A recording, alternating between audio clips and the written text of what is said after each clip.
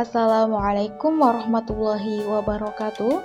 Perkenalkan, kami dari kelompok 12 yang beranggotakan rekan saya Devira Rahmawati Az-Zahra dengan NIM 228032411014 dan saya Iswatun Muslikah dengan NIM 228032411035 akan membahas tentang metode penentuan harga pokok produksi. Nah, namun sebelum kita membahas lebih lanjut mengenai metode penentuan harga pokok produksi, sebelumnya kita akan membahas mengenai definisi harga pokok produksi. Nah, jadi harga pokok produksi itu merupakan semua biaya, baik langsung maupun tidak langsung, yang dikeluarkan oleh perusahaan untuk proses produksi barang atau jasa, sehingga barang atau jasa tersebut bisa dijual.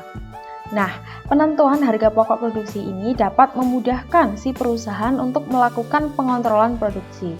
Selain itu, harga pokok produksi ini nantinya akan digunakan oleh manajemen untuk membandingkan dengan pendapatan dan disajikan dalam laporan laba rugi.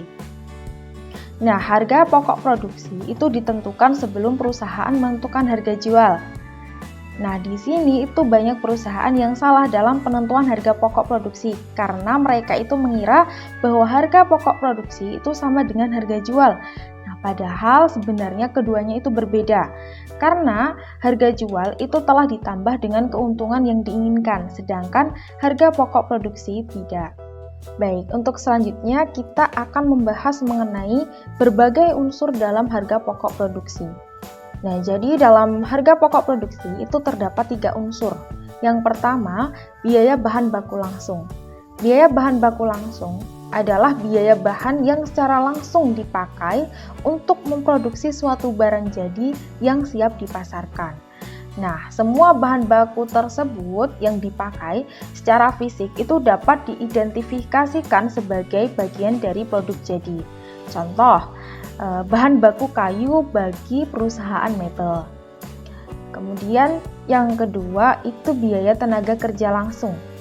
Biaya tenaga kerja langsung atau biasa disingkat BTKL itu merupakan biaya yang dikeluarkan untuk pembiayaan tenaga kerja yang melakukan konversi terhadap bahan baku langsung menjadi produk jadi yang siap dipasarkan. Nah, tenaga kerja langsung ini merupakan tenaga kerja yang ditempatkan dan diberdayakan dalam menangani kegiatan produksi secara langsung. Contoh adalah tukang kayu dalam perusahaan mebel. Nah, tukang kayunya itu kan secara langsung ya memproduksi bahan baku ya dari seumpama kayu terus dibentuk jadi lemari gitu. Nah, si tukang kayu itu menangani kegiatan produksi secara langsung, seperti itu. Kemudian yang ketiga ada biaya overhead pabrik. Biaya overhead pabrik atau disingkat BOP itu adalah semua biaya yang dikeluarkan selama proses produksi kecuali biaya bahan baku dan biaya tenaga kerja langsung. Nah, dalam konsep akuntansi, biaya overhead pabrik itu sering dianggap sebagai biaya tidak langsung pabrik. Baik, untuk selanjutnya kita masuk pada pembahasan mengenai metode penentuan harga pokok produksi. Nah, untuk menentukan harga pokok produksi, seperti yang sudah dibilang di awal tadi, ada 2 metode pendekatan yang umumnya digunakan, yaitu pendekatan full costing atau metode harga pokok penuh, dan juga pendekatan variable costing atau metode harga pokok variabel. Nah, nanti kita akan bahas satu persatu. Oke, yang pertama kita akan membahas metode full costing. Nah, metode full costing itu merupakan metode penentuan harga pokok produksi yang memperhitungkan semua unsur biaya produksi ya, sesuai dengan namanya full costing. Full, penuh. Jadi semua biaya produksi itu diperhitungkan ke dalam harga pokok produksi.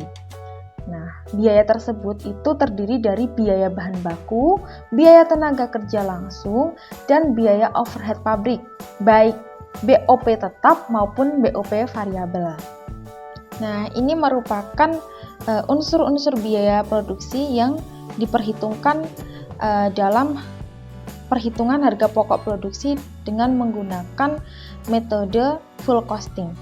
Nah, di sini ada biaya bahan baku, kemudian biaya tenaga kerja langsung, biaya overhead pabrik variabel, kemudian biaya overhead pabrik tetap. Nah, kemudian jumlah nominal dari setiap masing-masing biaya ini dijumlahkan dan ketemulah harga pokok produksi. Nah, selanjutnya kita masuk pada contoh soal. Nah, pada bulan Maret 2022, PT Sejahtera memproduksi sebanyak 3.000 unit produk X. Berikut data biaya produksi untuk memproduksi produk X pada PT Sejahtera. Nah, yang pertama ada biaya bahan baku sebesar Rp1.200 per unit. Kemudian ada biaya tenaga kerja langsung sebesar Rp1.500 per unit, kemudian BOP variabel sebesar Rp2.000 per unit, dan biaya overhead pabrik tetap sebesar Rp1.800.000. Nah, berdasarkan data tersebut, maka harga pokok produksi menggunakan metode full costing dapat dihitung sebagai berikut. Yang pertama, kita menghitung biaya bahan baku. Nah, tadi nominalnya adalah Rp1.200 per unit. Nah, kita kalikan dulu 3.000. Ya, kita kalikan dengan jumlah unit yang dihasilkan. Kita kalikan 3.000, hasilnya ada Rp3.600.000. Nah, sama halnya dengan biaya tenaga kerja langsung, kita juga kalikan dengan 3.000.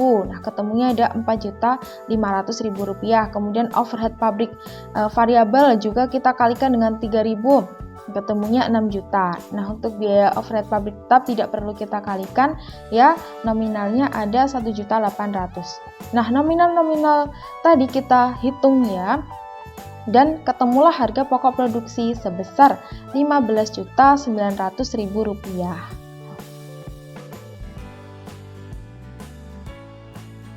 Nah, untuk selanjutnya kita masuk pada pembahasan kelebihan dan kekurangan dari metode full costing.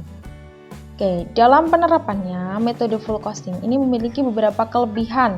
Yang pertama, pembebanan biaya overhead atas barang yang belum terjual itu bisa dialihkan untuk mengurangi atau menambah harga pokok. Yang kedua, menampilkan jumlah biaya overhead dengan sangat komprehensif, sebab mengandung dua jenis biaya, yaitu overhead tetap dan overhead variabel. Dan kemudian yang ketiga, metode ini itu mampu melakukan penundaan dalam beban biaya overhead ketika produk itu belum laku terjual di pasaran. Nah, di samping memiliki kelebihan, ternyata perhitungan harga pokok produksi dengan menggunakan metode full costing juga memiliki kelemahan. Nah, atau kekurangan. Adapun kelemahan atau kekurangan yang dimaksud adalah harga jual produk itu akan menjadi lebih tinggi, ya, daripada nanti menggunakan metode yang variable costing. Nah, hal tersebut itu dikarenakan apa? Karena metode full costing itu menganggap semua konsumen itu rela membayar seberapapun ya biaya uang untuk membeli produk yang diinginkan. Nah, metode ini itu cocok untuk bisnis yang bergerak dalam bidang produksi bahan pokok masyarakat umum gitu. Nah, jadi masyarakat ini kan seberapapun harganya karena butuh ya, pasti ya akan diusahakan gitu loh. Mereka akan membayar seberapapun untuk membeli produk tersebut gitu. Perkenalkan, nama saya Devira Rahmawati Azahra dengan NIM akhir 014. Di sini saya akan melanjutkan materi yang sudah dijelaskan oleh rekan saya tadi, Mbak Iswa, tentang materi metode full costing. Di sini saya akan menjelaskan tentang metode variable costing. Nah, jadi apa sih metode variabel costing itu? Jadi metode variabel costing itu adalah penentuan harga pokok produksi yang hanya memperhitungkan biaya produksi yang bersifat variabel ke dalam harga pokok produksi yang terdiri dari biaya bahan baku, biaya tenaga kerja, dan biaya overhead pabrik variabel. Oke, tadi kan kita sudah membahas tentang pengertian apa sih itu metode variable costing. Sekarang kita akan bergeser ke materi unsur biayanya. Nah, tadi kan di penjelasan yang sebelumnya, saya kan sudah menjelaskan tentang biaya produksi yang bersifat variabel ke dalam harga pokok produksi yang terdiri dari biaya bahan baku, biaya tenaga kerja, dan biaya overhead pabrik variabel. Nah, dengan demikian, harga pokok produksi menggunakan metode variable costing itu terdiri dari unsur biaya sebagai berikut. Yang pertama, itu ada biaya bahan baku. Yang kedua, ada biaya tenaga kerja langsung. Yang ketiga, ada biaya overhead pabrik variabel. Nah, ketiga biaya itu nanti ditambah dan akan menghasilkan harga pokok produksi seperti itu. Nah, tadi kan kita sudah membahas tentang unsur biayanya. Nah, agar lebih paham, kita langsung saja ke contoh soalnya. Jadi yang pertama ini ada pada bulan Maret 2002, PT Makmur memproduksi sebanyak 2.000 unit produk Y. Nah, berikut data biaya produksi untuk memproduksi produk Y pada PT Makmur. Yang pertama ada biaya bahan baku, itu per unitnya ada 1.000. Terus biaya tenaga kerja langsung itu 1.200 per unit, biaya overhead pabrik variabel 1.800 per unit, biaya overhead pabrik tetap ada 2 juta. Nah, berdasarkan data tersebut, harga pokok produksi menggunakan metode variable costing dapat dihitung sebagai berikut. Nah, gimana cara ngitungnya? Yang pertama itu ada biaya bahan baku. Tadi kan biaya bahan baku itu dikenakan 1.000 per unit ya, dan sedangkan PT Makmur ini akan memproduksi sebanyak 2.000 unit. Nah, jadi 1.000 unitnya dikalikan dengan yang akan diproduksi yaitu 2.000. Jadi 1.000 dikali 2.000 yang menghasilkan 2 juta.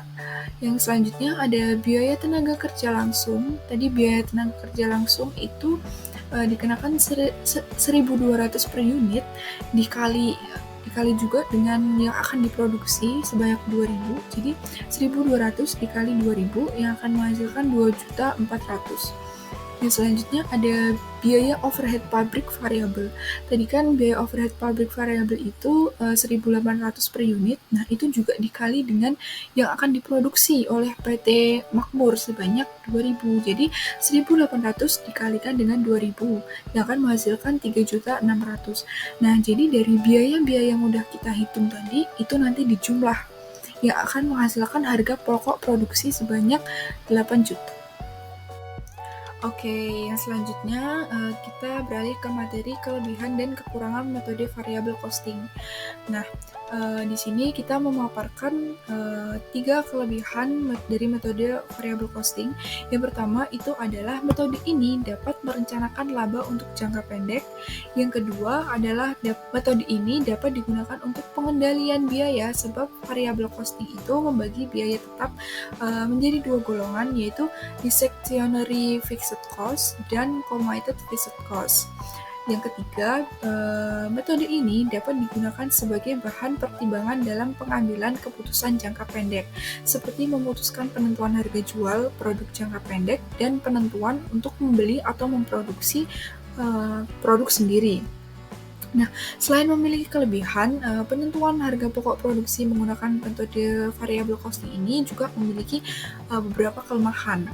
Nah, yang pertama yaitu pemisahan discretionary fixed cost dan committed fixed cost itu sulit untuk dilakukan pada metode variable costing ini. Nah, selain itu juga metode ini menyebabkan naik turunnya laba karena adanya perubahan dalam hal penjualan suatu produk. Nah, metode variable costing ini juga tidak cocok untuk diterapkan pada perusahaan yang sifatnya musiman karena hanya menyajikan kerugian ataupun laba yang tidak normal untuk perusahaan. Nah, dalam metode variable costing ini, biaya overhead pabrik tetap juga tidak dimasukkan, sehingga menyebabkan nilai persediaan menjadi rendah.